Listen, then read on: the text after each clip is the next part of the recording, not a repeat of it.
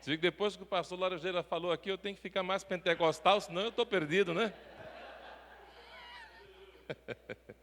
Eu me lembro do pastor Laranjeira dando testemunho na nossa igreja lá há muitos anos, já sei lá, acho que na 90 talvez, alguma coisa assim, na época aí com o pastor Jorge. Eu não me lembro o ano, mas bastante tempo. Prazer revê-lo aqui, né? Glória a Deus. Meus amados irmãos, é sempre uma alegria. Para mim, uma das coisas mais que eu gosto de fazer é de falar. Mas de falar da verdade de Deus, falar do Evangelho, é algo extraordinário. E por uma razão, para mim é sempre um privilégio. Quando eu tenho a oportunidade de falar para alguém, seja para uma pessoa, para 10 ou para 1000, não importa, ter o privilégio de falar das grandezas de Deus. E sabe por quê? Porque quando eu me lembro o que o Senhor fez na minha vida, como o Senhor me agarrou, me tirou das densas trevas, me tirou da escuridão e me chamou para que eu pudesse caminhar na luz, gente, eu não posso deixar de falar isso para ninguém. E tem crente que tem um medo de falar de Jesus, que misericórdia. E tem uns que até armam armadilhas para os pastores. Eu não sei se o pastor Dorival já caiu em alguma dessas armadilhas. As irmãs falam assim: olha, pastor, meu marido é difícil. Pense num homem difícil. Então eu vou preparar um negócio lá em casa, um lanchinho, tá, um almoço, o senhor vai lá, mas eu dou uma saída e o senhor prega para ele. Já passou por essa aí, pastor? Eu já. Menino, no começo eu caía na besteira de querer pregar o evangelho. Agora, mas não, dessa eu saí fora. Irmã, essa é sua responsabilidade, não é a minha. Eu posso pregar para o seu marido, mas não nessa armadilha. Sabe por quê? Porque a Bíblia diz claramente que quem vai pregar e ganhar o seu marido é a mulher. Agora, como é que a mulher prega? Fechando a boca. E esse é um desafio, porque mulher, quando vai pregar, tem que falar. Mas só que a Bíblia diz que para pregar, para o marido, tem que fechar a boca. Sem falar uma única palavra. Eita, desafio terrível. Minha mulher diz que eu falo muito. Eu não sei por que ela fala isso. Eu não tenho a menor ideia. Mas talvez ela tenha razão, talvez. Mas uma coisa eu sei. Se tem uma coisa que me empolga, que me deixa entusiasmado, é quando eu tenho que falar algo de Deus. Falar das grandezas de Deus. E isso para mim, como eu disse a vocês, é um privilégio. E por que é um privilégio? Porque Deus, ao me tirar das trevas, me deu uma missão. E a missão que Ele deu é a missão que você também tem, que é anunciar as grandezas daquele que nos chamou das trevas para a sua maravilhosa luz. Aleluia! Você está na luz? Quem está na luz, assim, levanta a mão aqui. Então tem um monte de gente aqui que é para brilhar nessa cidade. Se é aqui Pederneiras em chamas, é porque vai ter gente brilhando, gente incendiada pelo poder de Deus, gente incendiada com a chama do Espírito Santo. E é interessante, meus irmãos, eu não sei quantos de vocês já leram alguma história dessa natureza, mas há muitos relatos na história. E temos um caso muito interessante que acontece numa igreja na Ásia, em que uma moça começa a buscar a Deus. Ela começou a ser incomodada pelo Espírito Santo. E ela se derrama diante de Deus e começa a buscar o Senhor. E chega um momento em que Deus visita aquela moça. E ela estava sozinha na igreja orando. Não havia outras pessoas, apenas ela. E de repente chegam algumas pessoas, estão na porta da igreja e ficam desesperadas. Porque olharam para aquela moça e viram que aquela moça estava pegando fogo. E eles então correram, pegaram um balde e saíram para cima da moça para jogar água nela. Até que perceberam que o que estava acontecendo ali era algo de sobrenatural. Quando nós experimentamos um verdadeiro derramar do Espírito Santo, coisas sobrenaturais acontecem. E elas acontecem não é pelo esforço humano. A gente tem vivido um tempo muito complicado em que as pessoas estão tentando fazer um esforço enorme para verem coisas sobrenaturais acontecerem. Você pode fazer o esforço que for. Coisas sobrenaturais só acontecem quando Deus está agindo. Quando Deus age, coisas sobrenaturais acontecem.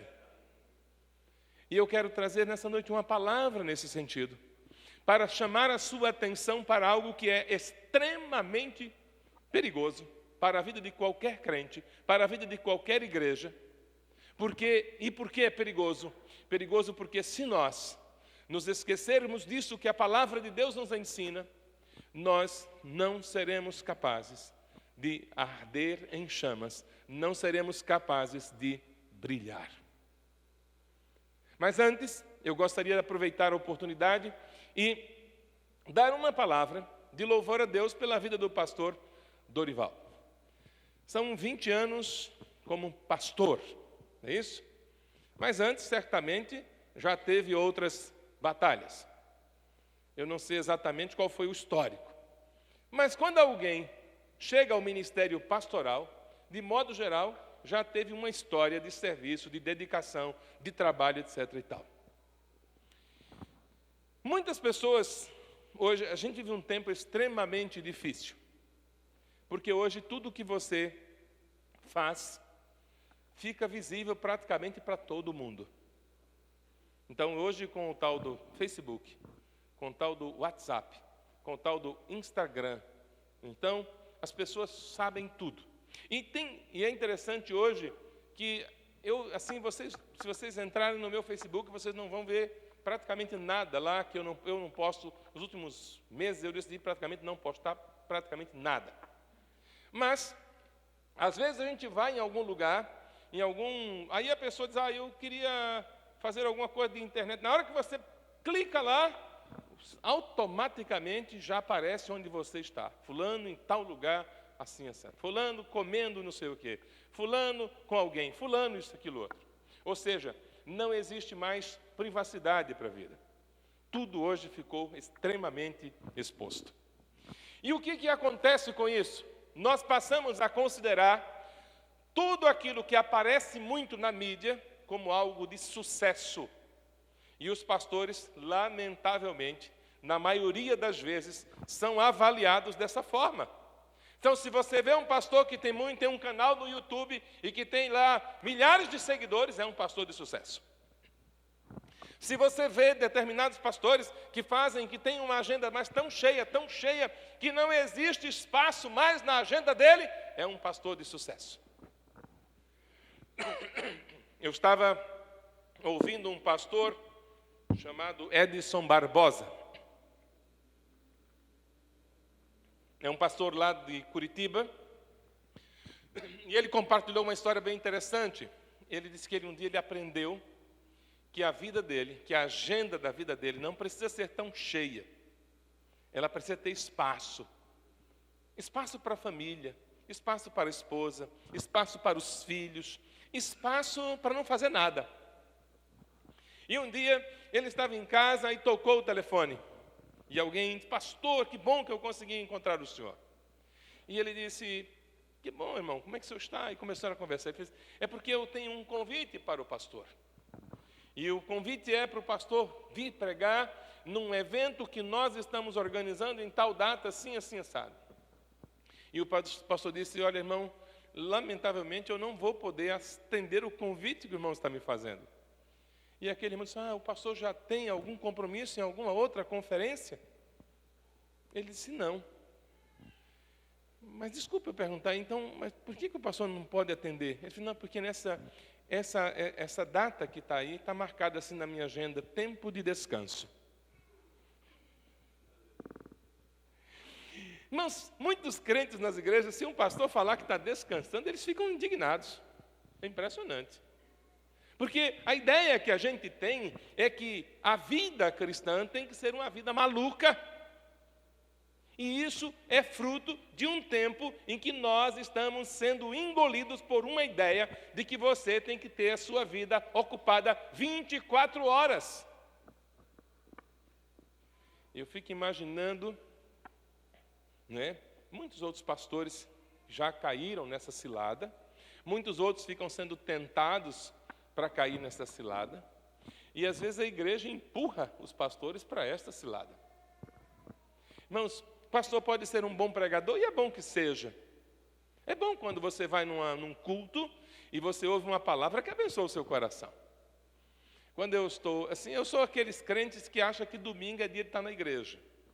Eu não consigo, para eu ficar um domingo em casa, ou não ir numa igreja, tem que ter uma razão gigantesca. Porque para mim, domingo é dia de eu cultuar o Senhor. Eu aprendi isso desde a minha conversão, então não abro mão disso. Agora, algumas vezes, já houve um domingo ou outro que eu não fui na igreja. Mas aquilo foi terrível para mim.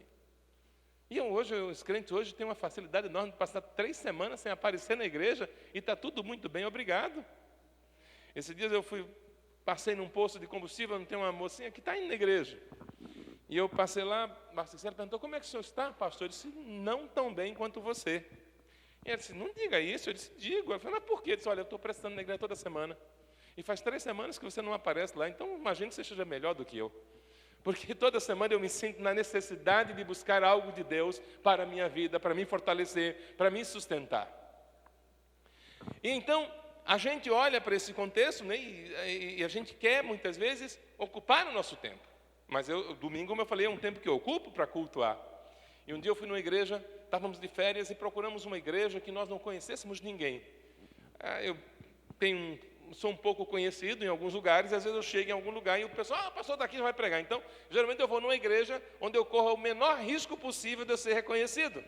Então, aí eu entro naquela igreja. Aí eu fui numa igreja e levei os meus filhos, estava com a minha esposa e entramos na igreja. E tinha um pastor, a igreja estava sem pastor e tinha um pastor que estava pregando naquele dia. E ele fez uma pregação impressionante, porque ele conseguiu pregar em Números e em Ezequiel ao mesmo tempo. Foi um negócio assim que eu fiquei assim, impressionado de ver como é que alguém conseguia ler 2 passagens bíblicas, uma em Números, outra em Ezequiel, textos enormes, e ir pregando lá e cá. E chegou uma hora que deu um nó na minha cabeça que eu já não sabia mais o que fazer para entender o que ele estava pregando. Mas eu disse, meu Deus, que pregação horrível foi essa. Saí do culto, não falei nada. Claro, as crianças ali, eu não ia falar para não deixar com ele. Aí o meu filho mais novo disse assim, pai, eu vou dizer um negócio. Eu digo, o que foi, meu filho? Eu não entendi nada dessa pregação. Aí eu disse, meu filho, fica tranquilo, eu também não entendi não. Então, é horrível quando você vai num culto e você não entende a mensagem. Claro que é bom a gente ouvir uma boa palavra. É bom a gente ter um pastor que tem uma capacidade de gestão, de um monte de coisas. Irmãos, mas isso não é a coisa mais influente na vida de um pastor. A coisa mais influente na vida de um pastor é quando ele pode ser o exemplo do que é ser um crente por toda a vida. É isso que faz diferença. É você olhar e dizer, poxa vida, eu conheço o pastor faz 30 anos e o camarada continua crente, não perdeu a fé, enfrenta, às vezes, umas feras. Tem uns irmãos que parecem umas feras na igreja, não sei se aqui tem, talvez não tenha aqui, mas eu já enfrentei uns crentes, pastor, que misericórdia. Os camaradas são bravos demais, tudo quer brigar, tudo quer sair na confusão. Não, que isso, nós somos crentes. Mas tem até pastor assim também, viu? A gente encontra uns crentes meio bravos, mas tem uns pastores também. Mas o que eu queria que você entendesse é o seguinte, ao olhar para a vida de um pastor, não se preocupe muito se ele prega bem. Não se preocupe muito se ele tem um excelente programa na televisão, na rádio, etc. e tal. Porque tudo isso pode ser produzido. Agora, existe uma coisa que não tem como ser produzida em laboratório, que não tem como ser produzida em estúdios de TV, nem em estúdios de emissora de rádio. É vida cristã contínua. Então, se você conhece o pastor Dorival, aí você diz assim, puxa vida, olha, talvez o pastor Dorival não seja o pregador mais famoso desse país, mas é alguém cuja vida me inspira a ser um crente em Jesus. É isso que tem que ser a vida de um pastor. É isso que um pastor tem que ser no seu contexto. As pessoas olharem para ele e assim, olha, meu pastor é alguém cuja vida me inspira a ser um cristão. Me inspira a seguir a Jesus. Amém? Então, parabéns, pastor Dorival, pela sua caminhada de 20 anos. Uma caminhada firme, juntamente com a sua esposa, que às vezes termina sofrendo muito. As mulheres sofrem muito porque as mulheres têm uma coisa interessante. Elas gostam de proteger os maridos, né? Elas, às vezes, quando elas ficam sabendo que alguém falou alguma coisa, e ela fica muito mal com aquilo. Lá em casa a gente leva tudo na brincadeira. Quando alguém fala alguma coisa da minha mulher, eu falo assim, olha, você tá bem na fita aí, olha que chamaram você agora, e falaram você que era isso. E quando é comigo também. Então a gente conseguiu encontrar uma maneira da gente até se divertir com certas coisas que dizem sobre nós. De vez em quando eu descubro que as pessoas falam umas coisas, gente, eu nunca imaginei que eu era isso. De repente pode ser verdade, né? Então, olhe para a vida de um pastor, você que está aqui, que talvez não seja dessa igreja, procure ver que se o seu pastor, a vida dele, inspira você a ser alguém que ame ao Senhor. Amém? Amém, meu amado irmão? Vamos ficar de pé. O pessoal está meio assim, acho que está com frio, né? Vamos cantar aquela incendeia, incendeia, né? Dá um calor santo aqui, né? Eu gostaria de, antes da gente ler uma passagem bíblica, eu queria que a gente cantasse mais um louvor ao Senhor. E eu queria chamar a sua atenção para algo muito sério. Você tem ciência de que Deus está presente aqui? Eu estou perguntando isso não no sentido daquela ideia de que o nosso Deus ele é um Deus onipresente. Não é nesse sentido. E nem tampouco a ideia de que do Deus imanente, que está presente, tudo está diante dele, ele está diante de tudo. Não é disso que eu estou falando. Eu estou falando assim, eu tenho uma consciência clara de que quando eu me reúno num lugar como este, não é um lugar, mas podia ser numa casa, no meio da rua, podia ser numa praça, poderia ser na casa de um outro irmão qualquer. Mas nós nos reunimos com um propósito. Deus está presente. Ele disse, quando 2 ou 3 se reunirem, tiverem 2 ou 3 reunidos em meu nome, eu estarei presente. Você tem consciência de que Deus está nesse lugar? Então, se Deus está nesse lugar, a primeira coisa que a gente tem que aprender é ser reverente diante desse Deus. E a reverência é algo muito maior do que uma atitude externa. Claro que ela se manifesta em atitudes externas, mas é uma atitude interior. O profeta Abacuque escreveu assim: Deus está no seu santo templo, cale-se diante dele toda a terra. Aí você diz, mas então o culto tem que ser silencioso? Claro que não. Não é disso que o texto está falando. Mas o que o texto está dizendo é: todos nós precisamos ouvir o que Deus tem para falar. O que o texto está nos chamando a atenção é: Deus está nesse lugar. Então para escutar também. Às vezes nós estamos vivendo um tempo de muito barulho. Nós nos acostumamos com um barulho demais. Alguém já disse que não existe nada mais perturbador do que o silêncio. E uma das coisas que a Escritura muitas vezes nos chama é para nos calarmos diante de Deus. Eu queria que a gente cantasse novamente Quão grande é o meu Deus. Mas eu queria que você fizesse nesse cântico agora, como se, imagine aqui agora um grande trono nesse lugar aqui. Nesse lugar onde tem esse batistério, imagine ali um grande trono, o Rei dos Reis ali. O Pai, o Filho, o Espírito Santo. E você olhando para esse Deus e dizendo: quão grande é o meu Deus.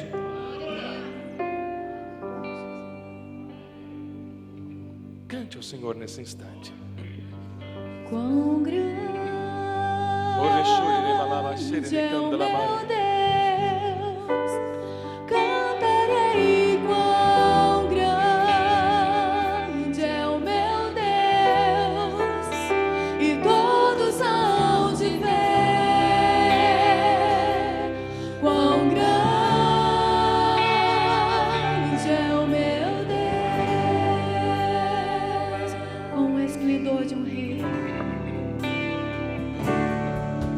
Com o esplendor de um rei.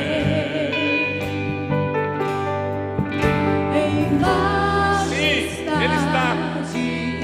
Ele está entre nós, e Ele está nesse lugar, e nós o adoramos, nós o exaltamos. Oh, aleluia!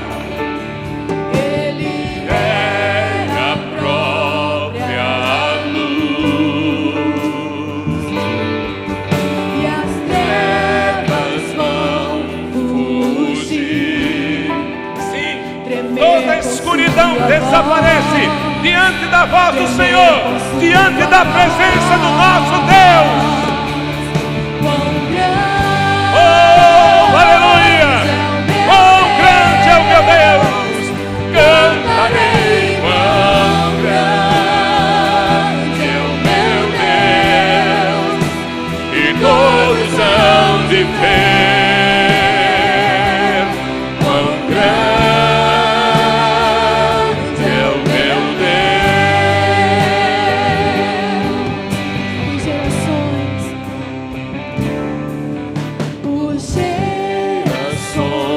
Ele é.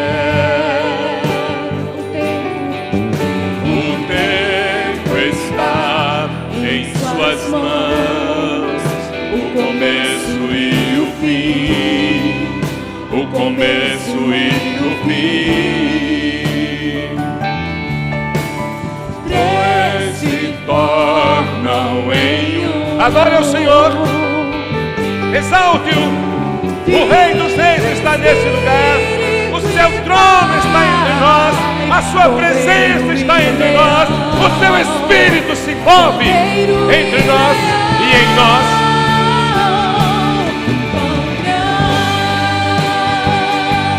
Ele é grande, o seu Deus é grande, o nosso Deus é grande. Oh, Espírito Santo, move as águas sobre este lugar.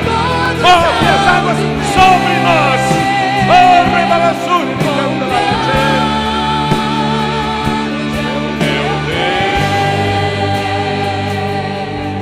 Queria que só as vozes cantassem agora. Quão grande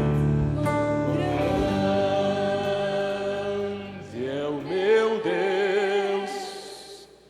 Cantarei quão grande é o meu Deus, e todos são de ver quão grande é o meu Deus.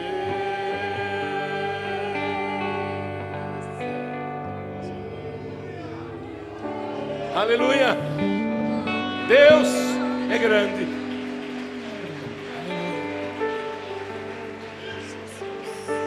A palavra do Senhor no livro do profeta Jeremias, capítulo 2. Obrigado, meus irmãos. Capítulo 2 de Jeremias, a partir do versículo 9, há uma palavra do Senhor que chama a nossa atenção.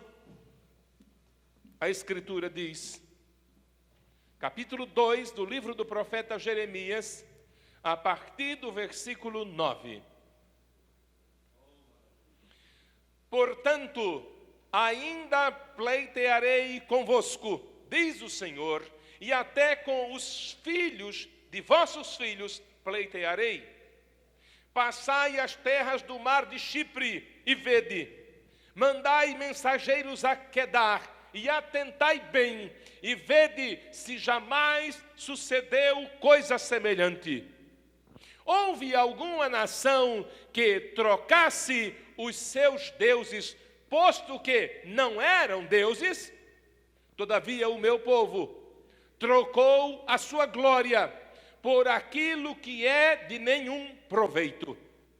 Espantai-vos disto, ó céus, e horrorizai-vos, ficai estupefatos, diz o Senhor, porque dois males cometeu o meu povo. A mim me deixaram o manancial de águas vivas, e cavaram cisternas rotas, que não retêm água. Deus amado, Que a tua palavra seja nessa noite como uma espada cortante, para penetrar no mais íntimo do nosso coração, para nos quebrantar, para chamar a nossa atenção, para nos fazer, ó Deus, nos voltarmos para Ti e nos arrependermos de qualquer caminho mau que tenhamos tomado. Que o Espírito Santo fale conosco, em nome de Jesus. Amém. Podem sentar. Mais uma vez, obrigado ao pastor Dorival pela oportunidade. Quero cumprimentar bem os pastores que estão aqui, alguns que são amigos mais próximos, outros que estamos conhecendo aqui. Que Deus abençoe a vida de todos. Jeremias, o profeta chorão, como é conhecido. Jeremias viveu por volta do ano, seu ministério foi exercido entre os anos 626 e 586. Cerca de 40 anos durou o ministério de Jeremias. Jeremias foi um profeta levantado por Deus no tempo em que Josias era rei em Judá.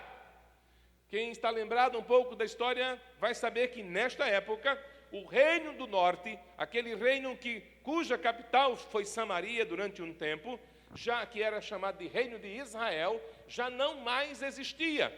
O reino do norte havia sido levado cativo para a Síria e agora só existia o reino do sul, cuja capital era Jerusalém. E Jeremias está no reino do sul. Haviam se passado aqui mais ou menos, se a gente fizer a conta de 722, que foi o ano em que Israel, o reino do norte, foi levado para o cativeiro na Assíria, cerca de 100 anos haviam se passado, quase 100 anos. Então, aquela geração que estava ali já sabia de tudo o que havia acontecido com o reino do norte.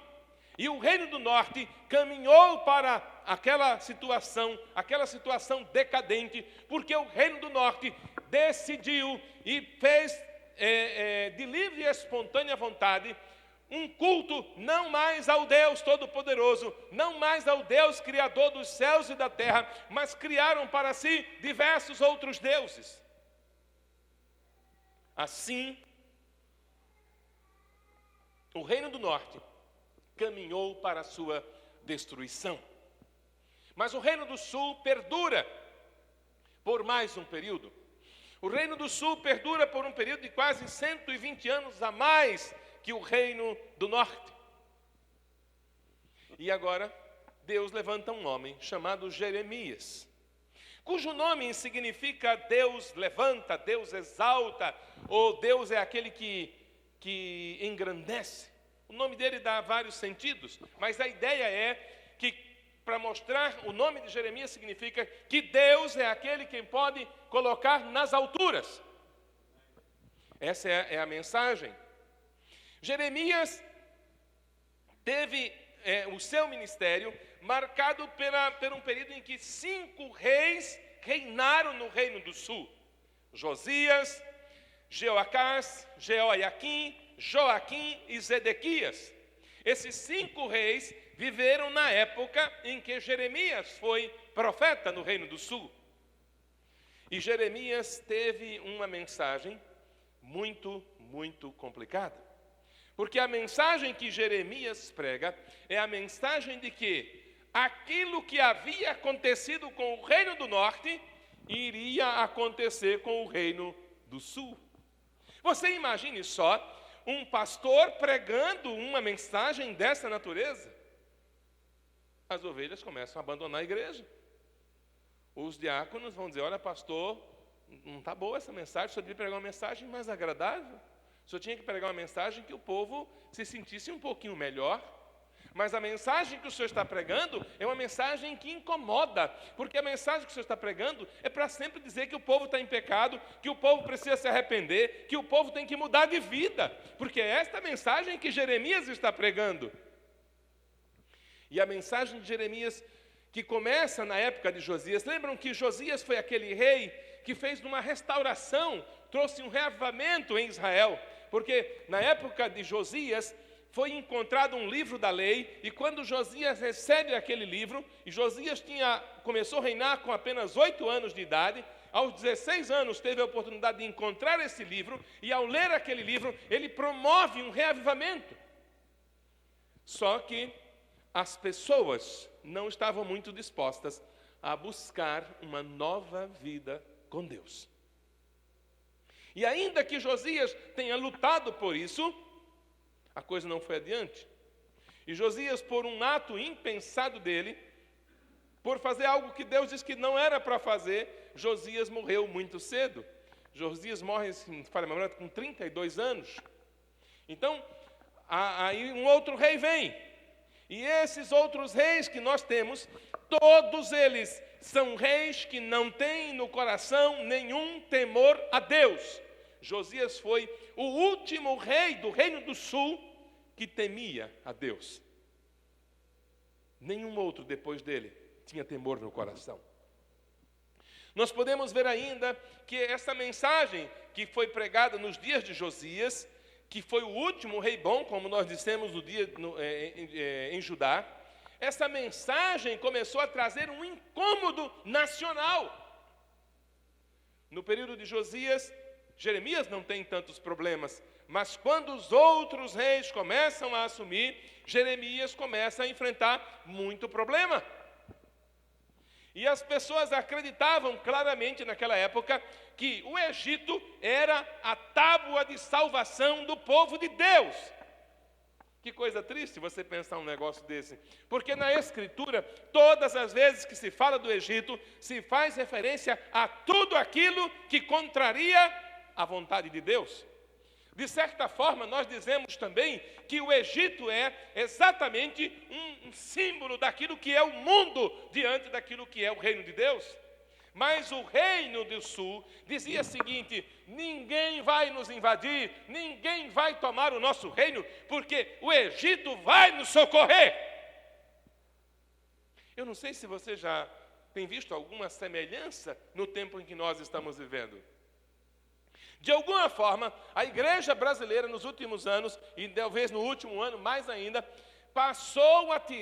tirou a sua expectativa de uma intervenção divina no Brasil, vinda da parte de Deus, e colocou isso no homem. É bom a gente ficar muito atento, porque a gente pode afundar e afundar feio. Deus pode usar qualquer pessoa que esteja no governo para fazer a sua vontade? Claro que pode, Ele é Deus. Mas entendamos uma coisa: não ponhamos no homem a nossa esperança. A esperança da igreja tem que estar no Senhor. Foi isso que aconteceu naqueles dias. O reino do sul disse: o Egito é a nossa esperança, o Egito virá em nosso socorro e ninguém vai nos abater. Os anos se passaram e Jeremias continua pregando. E quanto mais Jeremias prega, mais a situação vai ficando complicada. E as pessoas então começam a amaldiçoar Jeremias. As pessoas então começam a ter atitudes terríveis, a ponto de prenderem Jeremias, a ponto de quererem matar Jeremias, porque Jeremias estava sendo boca de Deus no meio de uma geração incrédula. E esse é um desafio terrível, pastor Dorival. Ser boca de Deus no meio de quem crê é uma maravilha. Agora, você ser boca de Deus no meio de quem não crê, pense um negócio difícil. Agora, o pior, a coisa fica mais complicada ainda quando quem não está crendo é o povo que deveria crer. Que situação? Porque se fosse a Babilônia que dissesse: nós não acreditamos nesse profeta, esse profeta não vale nada. Se fossem os egípcios que dissessem: esse profeta não é profeta coisa nenhuma. Mas quem estava dizendo que Jeremias não era profeta era o povo de Deus. Imagine Jeremias no Facebook hoje. Coitado de Jeremias. Se tivesse Facebook naquela época, Jeremias estava perdido. Já tinham até mandado uma mensagem lá para o administrador do Facebook para cancelar a conta do profeta. Uma outra coisa que a gente vê, meus irmãos, é que Deus estava indignado com algo que estava acontecendo. Nós precisamos entender por que é que Jeremias tem uma mensagem tão dura. Não era sem motivo. E o texto que nós lemos fala exatamente qual que era o motivo. O motivo está nesse texto que diz: o meu povo cometeu 2 males terríveis. Versículo 13: pois 2 males cometeu o meu povo, a mim me deixaram um manancial de águas vivas e cavaram para si cisternas rotas que não retêm as águas. Essa passagem bíblica aqui, ela é uma passagem que tem uma linguagem com muitas figuras, mas é muito fácil de entender isso aqui. Na Bíblia, todas as vezes que nós estamos falando, e essa mensagem é muito clara, e o Novo Testamento vai reforçar isso muito mais ainda. Quando se fala de águas vivas, nós estamos falando do movimento do Espírito. Nós estamos falando desse agir do Espírito Santo. O que Deus estava denunciando era: o meu povo abandonou o meu Espírito.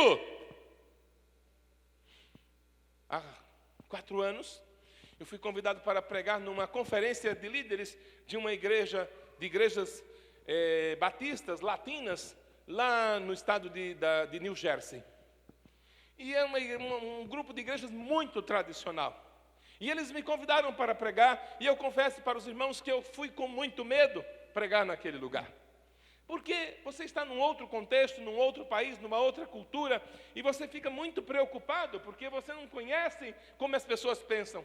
Mas Deus, e eles colocaram um tema para a pregação, e o tema que eles colocaram era: levanta-te e resplandece. Eu disse: meu Deus, como é que eu vou pregar um tema desse para um monte de crente que é mais tradicional do que tudo? Mas o Espírito Santo me incomodou, ia para pregar nesse tema, então tá bom. E eu fui. E eu preguei sobre aquele tema de Isaías. Falei sobre aquele assunto. E Deus deu graça. E quando terminou, tinha um almoço depois, um pastor de 76 anos me chamou, pediu que eu fosse até a mesa dele. E quando eu cheguei junto com aquele pastor estava chorando. E ele me disse uma coisa: a palavra que o irmão trouxe nesta manhã é algo que Deus vem falando ao meu coração já há alguns anos. Nós aqui abandonamos o Espírito Santo. E por isso que a igreja em nosso país está morrendo. Todas as vezes que nós abandonamos a fonte das águas vivas, nós morremos.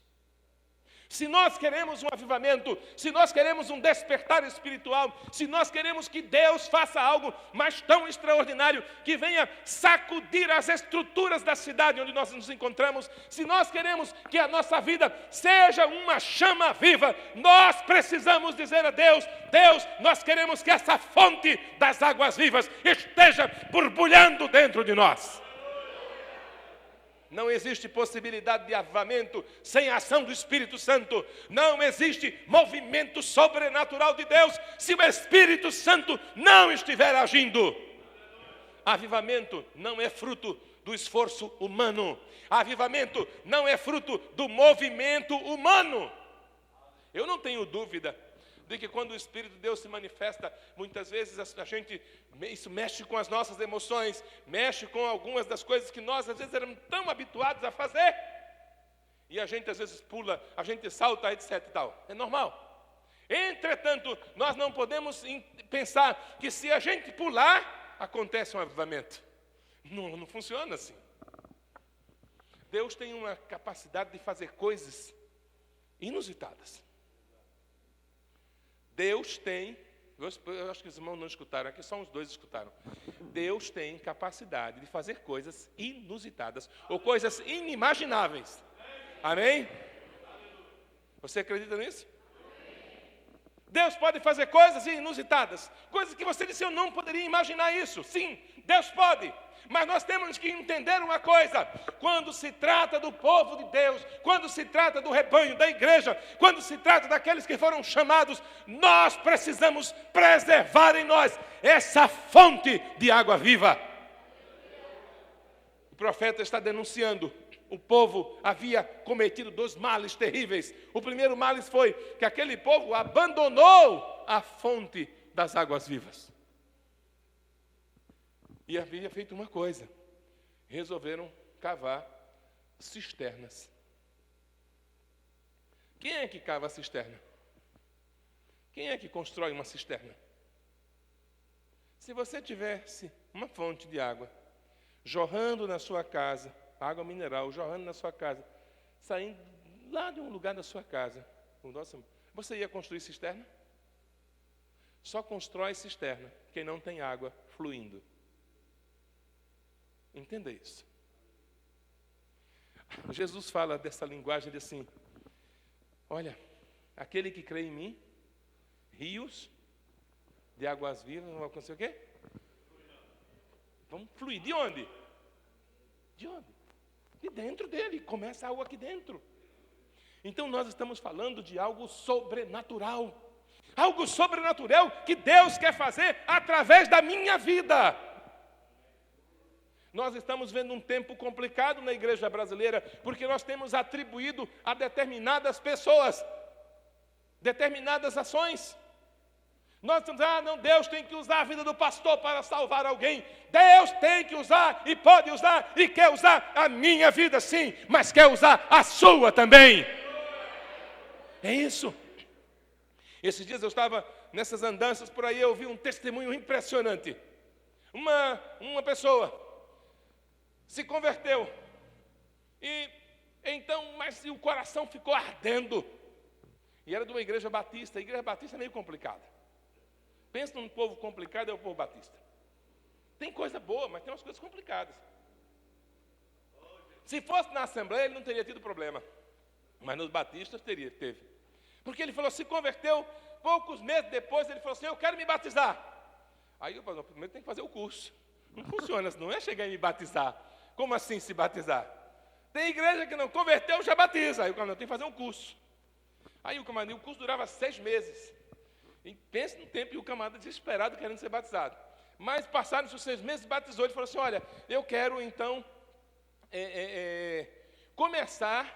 eu quero começar um trabalho aqui para ganhar as pessoas para Cristo. Aí o pastor, mas não é assim não, você tem que fazer um curso de seminário. Não funciona assim. Você vai levar aí pelo menos mais uns 3 a 4 anos para poder você começar alguma coisa. Mas aí o camarada disse, não, mas não é isso não, pastor, eu não quero ser pastor não. Eu só quero que a gente abra uma congregação lá onde eu moro. Eu não moro aqui na cidade, eu moro lá no interior, num sítio, numa região. Tem muita gente que não conhece o Senhor. E o pastor disse, olha, não é bem assim não, mas vamos fazer o seguinte. Você faz assim. Você então começa a evangelizar as pessoas. Quando tiver um grupo de pessoas que já tenha se convertido, então você me chama para a gente fazer, então, pensar em abrir uma igreja.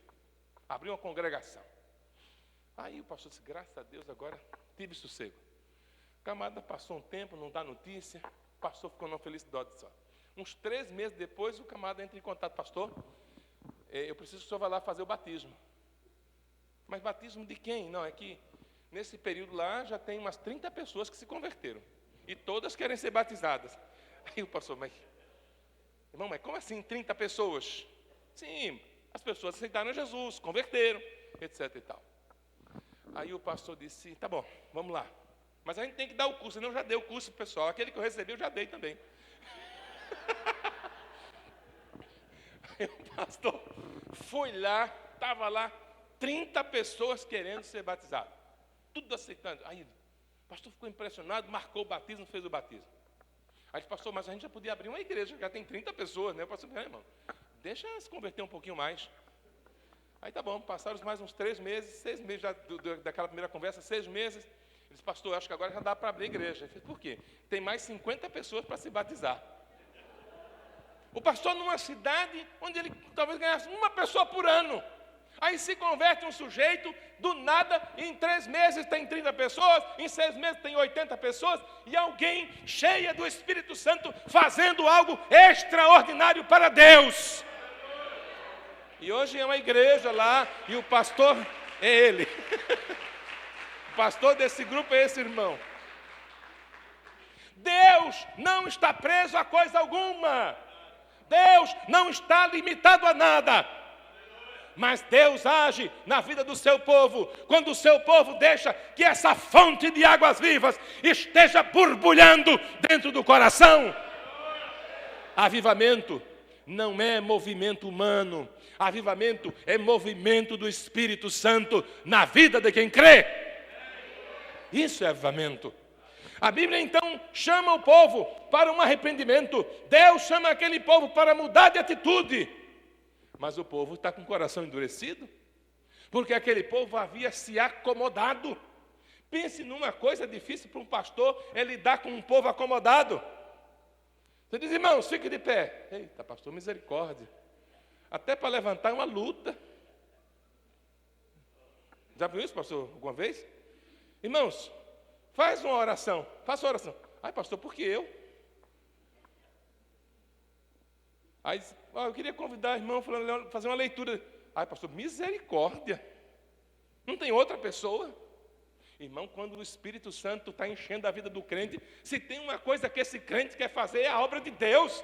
Às vezes a gente tem que até segurar o camarada, porque ele sai passando por tudo quanto é lugar.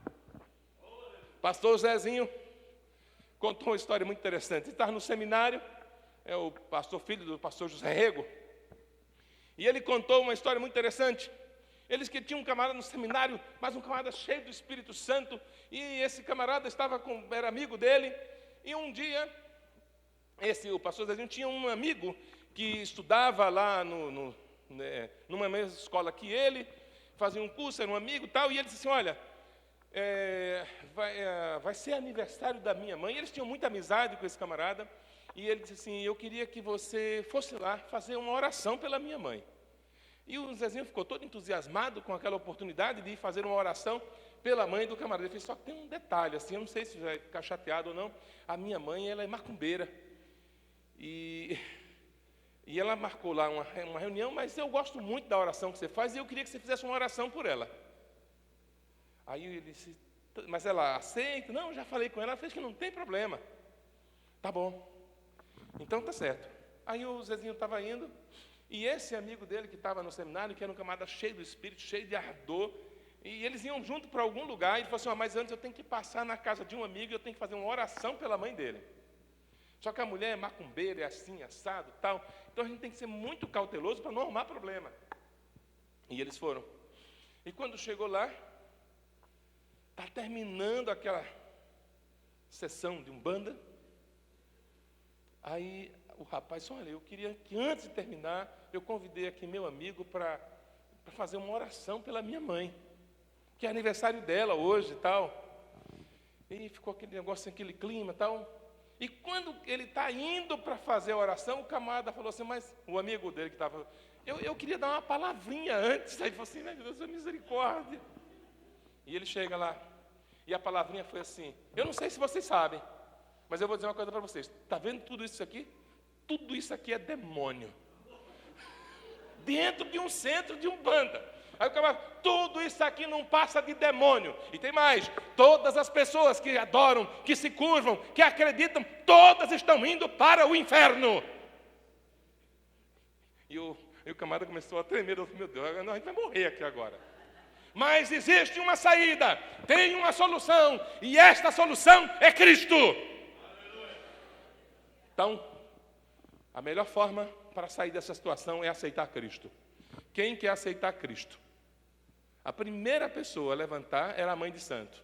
Disse, eu quero Jesus. E começou a haver uma conversão em massa daquele grupo que estava ali. 2 semanas depois, aquele lugar, antes um centro de umbanda, havia se tornado uma igreja. A maioria de nós tem dificuldade de acreditar que Deus pode fazer um negócio desses. A maioria de nós. Porque a gente olha e fala, não tem jeito. Irmãos, não tem jeito. Que conversa é essa? Quem diz que não tem jeito é o diabo. O diabo é que fica soprando na minha mesa, não tem jeito. Porque quando Deus disser, tem jeito, tem jeito. Se Deus disser, pode mudar, muda. Aleluia. Agora veja só.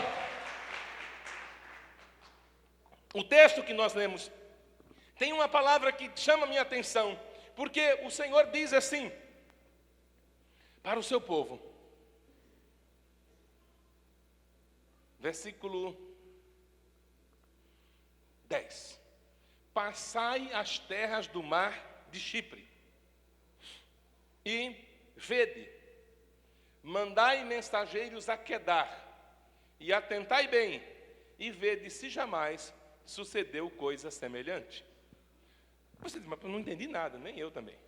Aí eu tive que ficar lendo e fui pesquisar para tentar entender o que significava tudo isso aqui. Deus, quem já foi a Israel ou já viu no mapa, sabe, Chipre é uma ilha que está no Mediterrâneo, a algumas centenas de quilômetros lá do território de Israel. E Quedar é uma região onde algumas pessoas viviam, onde muitos nômades viviam, e era uma região de deserto, uma região que nada prosperava. E Deus está dizendo assim, saiam daqui do território de vocês, vão lá, veja-se em Chipre, um povo que não me conhece, se algum deles trocou os seus deuses. Ou então, façam o seguinte, se dirijam até Quedar. Mas sabe o que significa a palavra Quedar? Trevas, escuridão. O que Deus está dizendo assim, olhem para os filhos das trevas e vejam se eles agem como vocês estão agindo. Irmãos, eu fiquei assustado. Como é que Deus manda as pessoas, que eram o seu povo, aprenderem com os filhos das trevas, da escuridão? Você já percebeu que muitas pessoas não crentes se unem muito mais facilmente para fazer coisas do que o povo na igreja? Irmãos, às vezes a gente vê as situações, eu vejo lá na minha cidade, tem muitas associações, e às vezes o pessoal fala assim, olha, vamos ajudar tal coisa. E os não crentes dão as mãos e vendem convites, vão para as ruas e falam, e chamam as pessoas, e dão recursos, ofertam, fazem de tudo para que aquilo aconteça.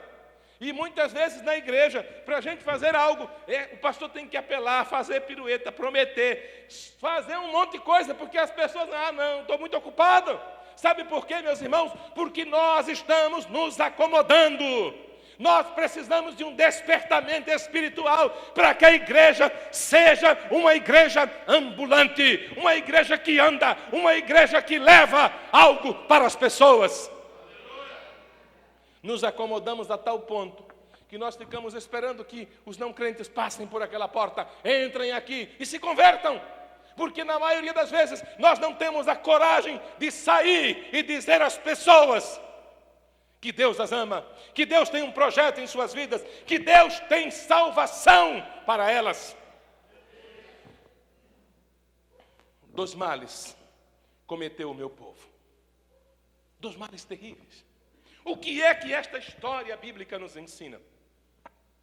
Se você olhar para o texto de Jeremias como um todo, o tempo não nos permite falar sobre isso, mas você verá uma coisa: o culto continuava existindo em Israel. Eles não abandonaram o culto, não. Os sacrifícios continuavam existindo, tinha oferta, tinha dízimo, tinha canção, tinha de tudo. E o que faltava? O coração das pessoas. As pessoas continuaram fazendo tudo. Esse texto nos fala do perigo de uma religiosidade sem Deus. Essa religiosidade sem Deus nos leva a substituir a essência da vida espiritual, que é o movimento do Espírito Santo pela forma, pelo culto da aparência. E muitas vezes nós nos preocupamos muito mais com a forma, nos preocupamos muito mais com a aparência, quando na verdade o que o Espírito Santo quer fazer é chacoalhar as nossas vidas. Você acredita que Deus poderia mandar você fazer uma coisa absurda? Imagine só. Aconteceu numa igreja. uma igreja ultra tradicional.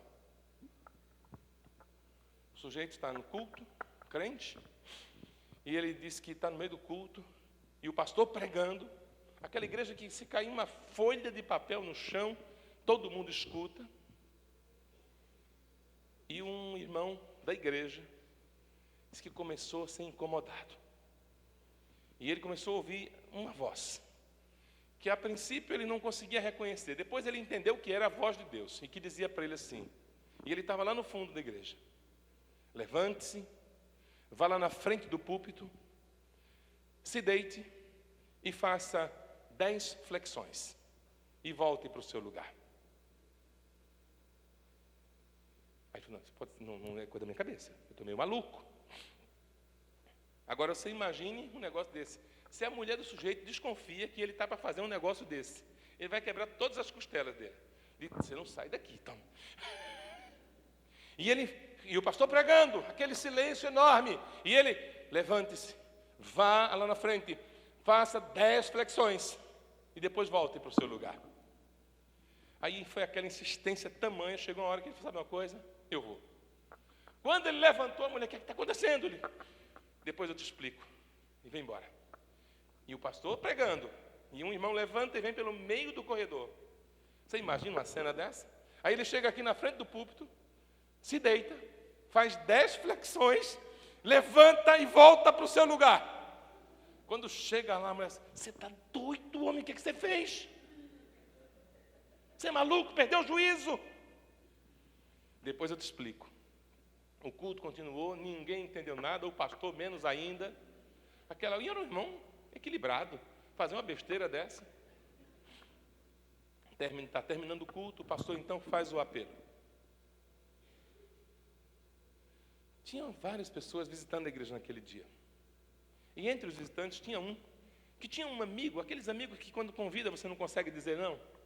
Só que esse camarada ele era um ateu, mas ateu daquele que zomba de Deus. Mas esse amigo convidou ele ficou sem jeito. Ele disse, eu vou ter que ir. E foi. Mas e o pastor pregando, disse, gente, como é que alguém é possível de acreditar em tanta besteira como a que esse homem está falando?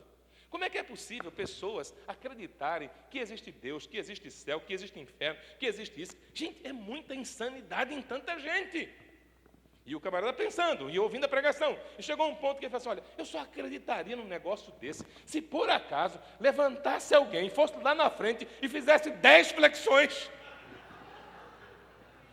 Porque quando o pastor faz o apelo, esse camarada se converte. E o pastor, todo mundo ficou assim, gente, todo mundo sabia que ele era um ateu daqueles que não acreditavam em nada. E o pastor até disse, poxa, na minha pregação hoje foi 10, né? Deus pode nos fazer coisas assim, surpreendentes. Claro que isso não é a coisa que acontece todo momento, mas o que a gente tem que entender é, Deus pode nos mover, mas Deus só vai nos mover se nós ouvirmos a voz do Espírito. Não é a voz da forma, não é a voz do programa do culto. Irmãos, ter um culto organizado é uma bênção, mas nós não podemos deixar o Espírito Santo de fora da programação do culto. Não podemos. O culto, ele tem que ser feito com ordem e decência, claro, a Bíblia ensina isso, mas eu não posso deixar o Espírito Santo de fora do culto. Muitas vezes nós estamos vendo um tempo em que se Deus, eu não sei quantos irmãos viram, caso recente, agora, uma igreja na Holanda, sim, tinha uma família de refugiados crentes que frequentava essa igreja. E essa família estava já no país há 7 anos. E o governo da corte da Holanda julgou que aquela família estava classificada como refugiado. E agora ia ser devolvida para o seu país. Só que no seu país, eles estavam sendo perseguidos porque eram cristãos. E a corte decidiu fazer isso. Foi agora, coisa recente. A igreja, então, só que na Holanda tem uma lei. Enquanto estiver acontecendo um culto, a polícia não pode entrar em espaço de culto para prender ninguém.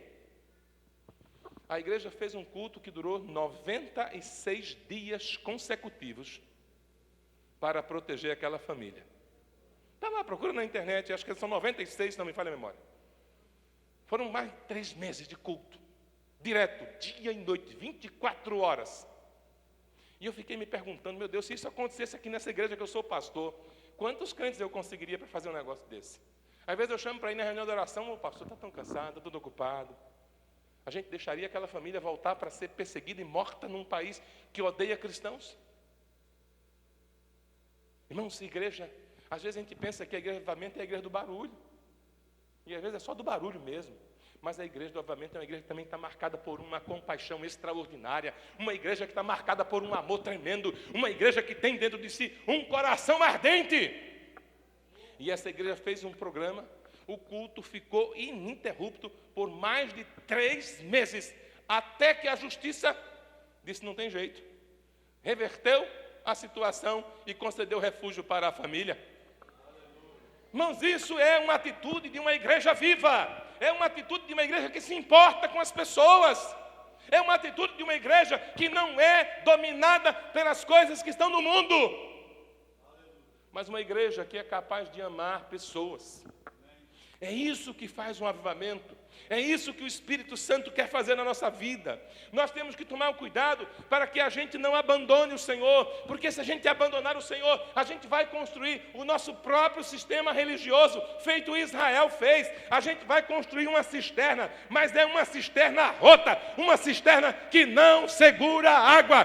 Crente não tem que beber água de cisterna, crente tem que beber água da fonte, e a fonte é o Senhor. É de lá que nós temos que beber água.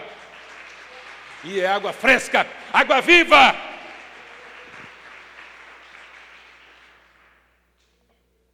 Eu quero concluir essa palavra dizendo o seguinte: toda religiosidade sem Deus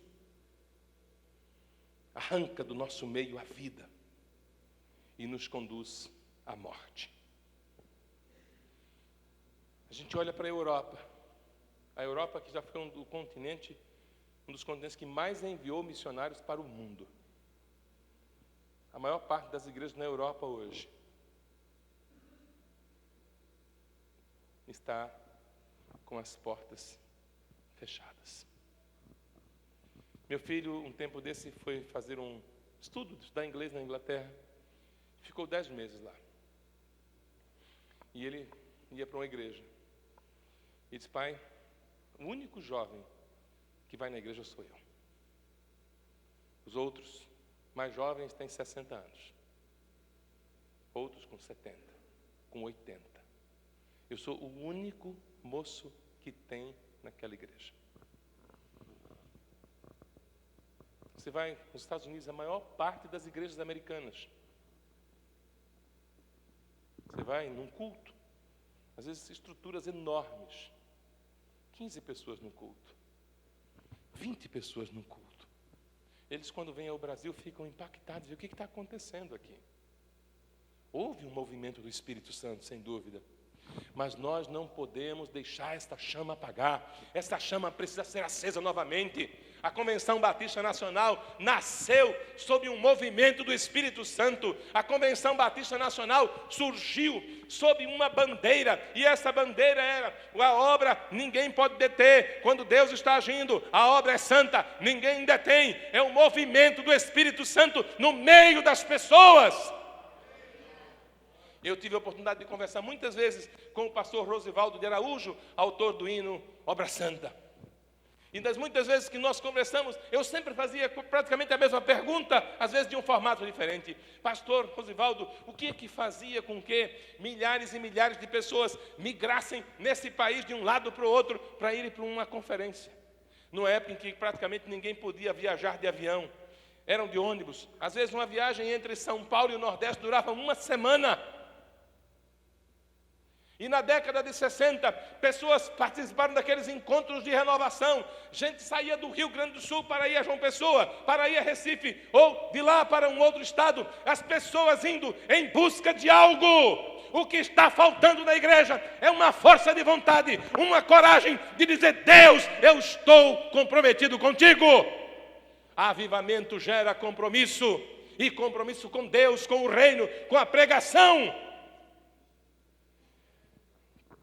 Deus nos diz a sua palavra em Lamentações, capítulo 31, versículo 33, que ele queria fazer algo no meio do povo de Israel. Jeremias, na sua pregação, vai deixar muito bem claro o que é que Deus queria fazer no meio do seu povo. Pode ficar de pé, meu amado irmão, minha irmã. Jeremias 31, 33.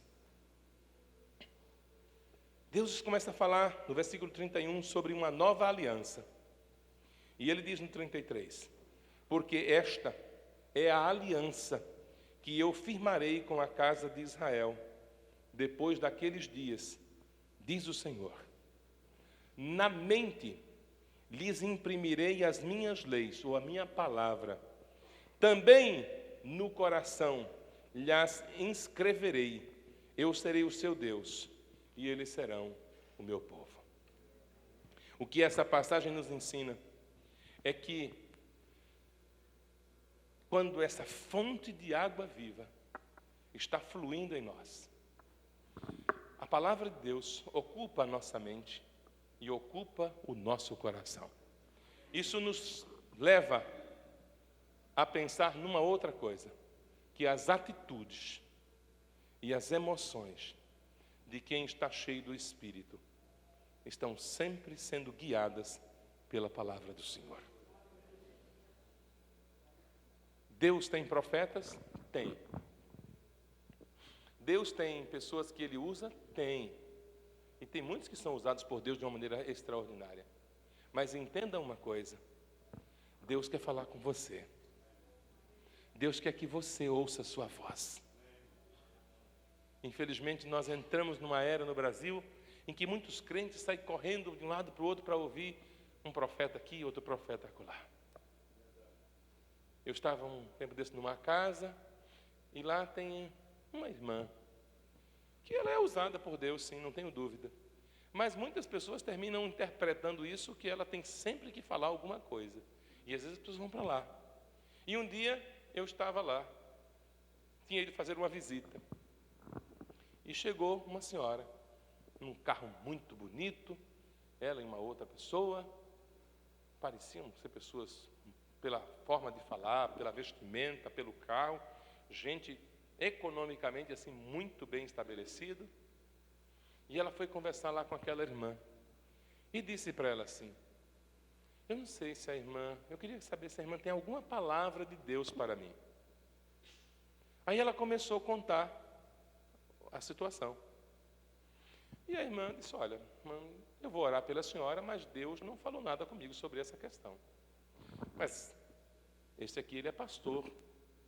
A senhora pode conversar com ele. E ela olhou para mim e falou assim: e aí, pastor, Deus tem alguma palavra para mim? Eu disse: ah, tem. Agora. A senhora não falou que um homem que é casado disse que tem interesse na senhora? Então, a Bíblia diz assim. Aí eu comecei a citar textos bíblicos que falavam do que era o adultério, do que era cair nas garras de Satanás. E ela foi ficando olhando para mim assim: irmã, saia fora desse negócio, isso é coisa do diabo. O diabo quer enlaçar a sua vida. Olha o que a Bíblia está dizendo. Peguei Provérbios, comecei a ler. Porque as pessoas muitas vezes não conhecem a palavra de Deus e começam a ficar sendo conduzidas de um lado para o outro para ouvir uma palavra aqui, uma palavra lá. Deus quer falar conosco. Ele quer colocar essa palavra na mente e no coração. É assim que o movimento do Espírito acontece. Quando a palavra está gerada dentro de mim. Quando eu sou guiado pela palavra de Deus. Quando as minhas emoções são um reflexo da palavra de Deus. Às vezes está tudo dando errado, mas dentro de mim existe uma santa convicção, dentro de mim existe uma confiança de que Deus está no controle, existe a confiança de que ainda que eu ande pelo vale da sombra da morte, eu não temerei mal algum, porque o Senhor está comigo. Cuidado, meu amado irmão, para não cair no laço de uma religiosidade sem Deus. Pega a Bíblia, vai para a igreja, se acostuma com a igreja, se acostuma com o culto, mas o culto parece que não significa nada. A gente nem percebe que Deus está presente. Às vezes, no tempo todo no culto, a gente está mandando mensagem no WhatsApp, vendo coisinhas engraçadas, é no Facebook, é no Instagram, é nisso, naquilo outro. Parece que a gente não consegue mais ter a noção de que Deus está presente. A Bíblia diz: o Senhor está no seu santo templo. Cale-se diante dele toda a terra. Calar-se naquele contexto também significava reverência diante de Deus. Um dos hinos, o hino que marcou a renovação espiritual no Brasil, numa das suas estrofes diz: estamos sobre terra santa, reverência e destemor. Reverência é a atitude que o crente tem de saber que Deus está presente. Porque quando nós perdemos essa noção, nada mais terá qualquer significado. Você quer que Deus avive você? Você quer que Deus avive esta cidade? Você quer que o Espírito Santo faça algo na nossa nação? Avaliemos o nosso coração. Estamos bebendo da fonte das águas vivas? Ou estamos construindo as nossas próprias cisternas? Quando os discípulos subiram ao monte da transfiguração, onde houve a transfiguração, a primeira coisa que eles quiseram fazer era fazer algumas cisternas. Eles disseram: Senhor, vamos fazer algumas tendas e a gente já fica por aqui. Aquilo era uma forma de dizer assim: a gente vai segurar isso aqui. Irmãos, a gente não precisa se preocupar em segurar nada daquilo que vem de Deus.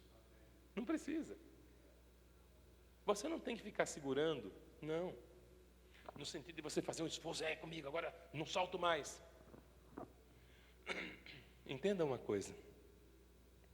Quando o Espírito Santo começa a fluir, quando o Espírito Santo começa a se mover no meio da igreja, é algo muito maravilhoso. Esses dias eu vi um depoimento sobre uma igreja norte-americana, uma igreja que tem passado por uma experiência muito, muito boa com Deus. E eles começaram o culto. E no meio do culto, eles começaram a cantar uma canção. E a presença de Deus se tornou tão profunda no meio daquela igreja, que o culto durou 24 horas. E as pessoas cantando aquela canção, não teve mais pregação, nada, era simplesmente adoração. E as pessoas iam à frente, muitas vezes, e compartilhavam de algo que Deus tinha feito com elas.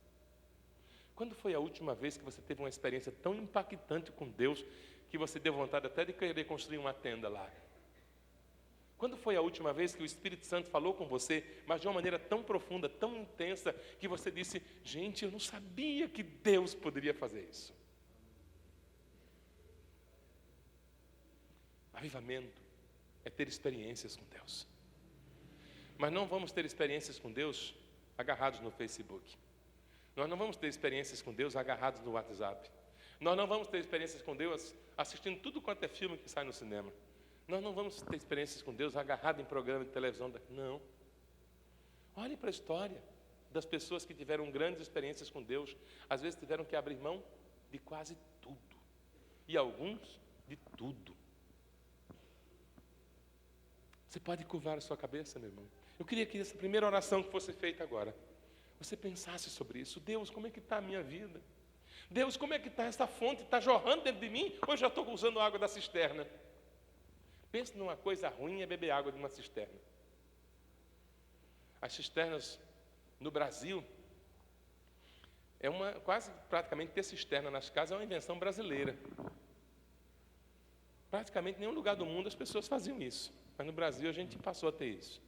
Quando a família real veio ao Brasil, não havia água para todo mundo, então as pessoas começaram a desenvolver essa técnica de ter cisternas.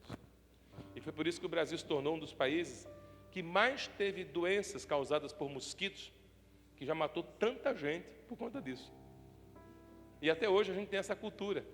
Todo mundo tem que ter uma caixa d'água. Todo mundo tem que ter uma cisterna. Todo mundo tem medo de não ficar sem água, né? E a gente então resolve fazer a própria cisterna. E a gente leva esse mesmo conceito para a vida espiritual.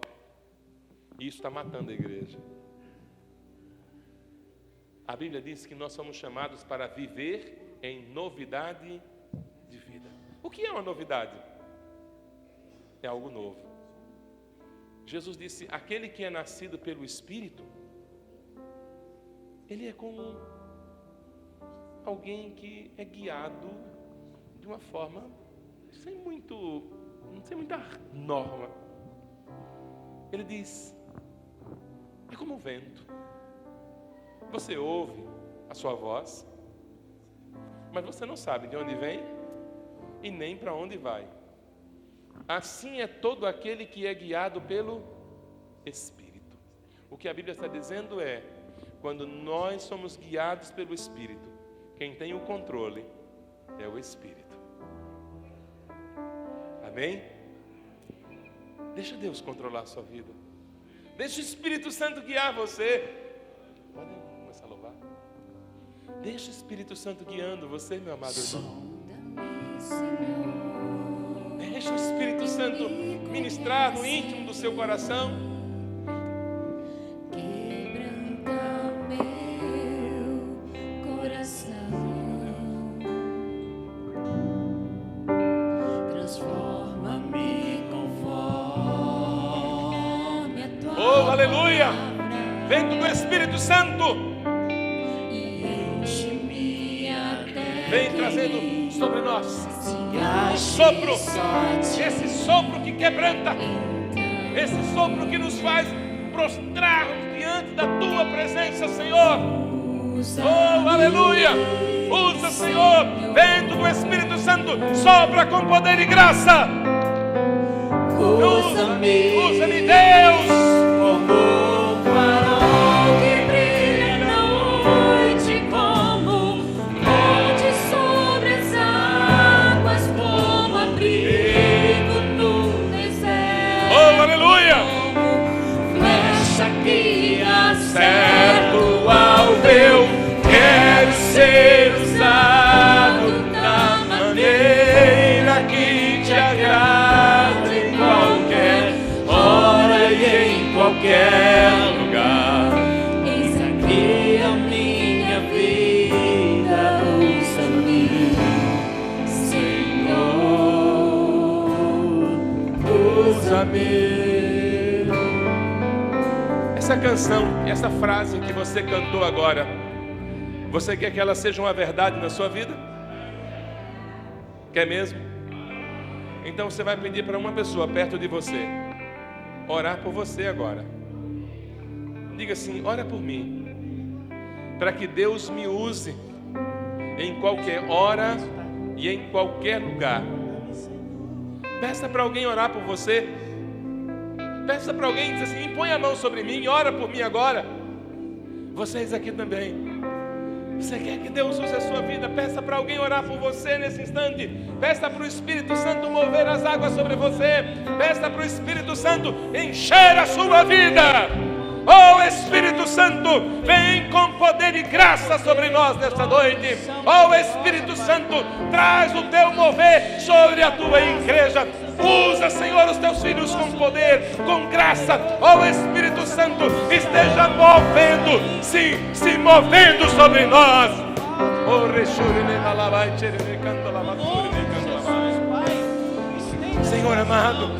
Senhor amado, nós precisamos ser usados por Ti. Nós queremos. Deus, vem, Senhor amado, traz a Tua graça, traz a Tua unção, traz o Teu poder nessa noite. Oh, Reshuri de Malabashere de Candalamai. Oh, Remalabasuri de Candalamashuri de Candalamai. Oh, aleluia. Glória a Deus. Vai movendo as águas, Espírito Santo. Vai quebrando o coração. Vai desfazendo o grilhão. Vai quebrando cadeias nesta noite. quebranta meu coração, transforma-me conforme Sim, Deus. Oh, aleluia. Você quer que mais alguém ore por você? Ou você que orou por alguém, peça para alguém orar por você agora. Sim, Peça para que o Espírito Santo se mova sobre você. Oh, aleluia! Vento do Espírito Santo, vem fazer um movimento sobre nós essa noite. Oh, Deus, usa-nos, usa-me, Senhor. Oh, aleluia! Como um farol que brilha à noite, como onde sobre as águas, como abrigo no deserto, como deixa que acerto ao meu. Quero ser usado da maneira que te agrade em qualquer hora e em qualquer lugar. Eis aqui a minha vida, usa-me, Senhor, usa-me.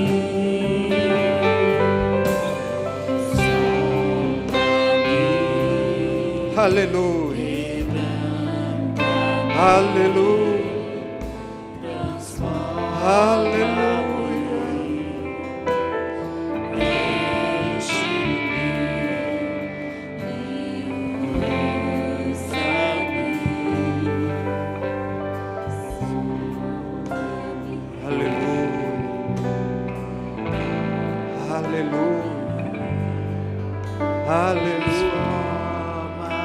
Aleluia, aleluia. Vamos beber da fonte de água viva. É lá que nós vamos beber. Não vamos cavar cisterna, não vamos procurar outras coisas, irmãos. É direto, nós temos a fonte, nós temos o Espírito Santo. Nós não precisamos de mais nada, é só o Espírito Santo. É Ele, é Ele, é Ele que vai nos colocar para a rua, tirar do nosso comodismo. É Ele, oh aleluia. É Ele que promove o avivamento da nossa vida, é Ele. Aleluia, oh glória. Aleluia. Começamos abençoados. Nosso congresso começou abençoado. Aleluia. Aleluia. Oh, glória a Deus. Glória a Deus. Aleluia. Que Deus abençoe a tua vida. Por esse alicerce, você recebeu os tijolos, o alicerce do avivamento na tua vida hoje, irmão. Isso é alicerce. Não podemos chegar a lugar nenhum. Uma casa não pode ser construída se não tiver alicerce.